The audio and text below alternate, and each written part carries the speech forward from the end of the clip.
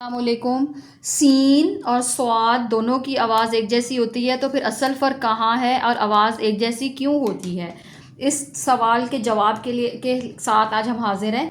दोनों की आवाज़ आम बोलचाल में किस तरह की सुनाई देती है? सीन सीन की आवाज़ सुनाई देती है। मैं आम बोलचाल उर्दू की बात कर रही हूँ, अरबिक की बात हम इस टाइम नहीं कर रहे, क्योंकि वन सिटी की आवाज़ पहले आती है। सीन स्वा, इस दोनों की आवाज़ बिल्कुल सेम है।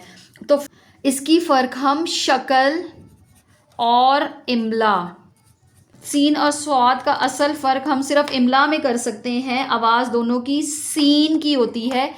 तो हमने क्या करना है, हमने बार बार बच्चे को प्रैक्टिस करवानी है और उसको इमला के वर्ड ज़ुबानी याद करवाने हैं। तो हम सिंपल पहले सीन वाले वर्ड बच्चे को आप लर्न करवाएं, जिससे कहते हैं ना बसरी वर्ड की तरह उनको लर्न करवा दें कि वो देखें या सुने तो उनको फ़ौरन पता लग जाए। सीन सा सूरज, देखें इसमें भी सीटी निकल रही है।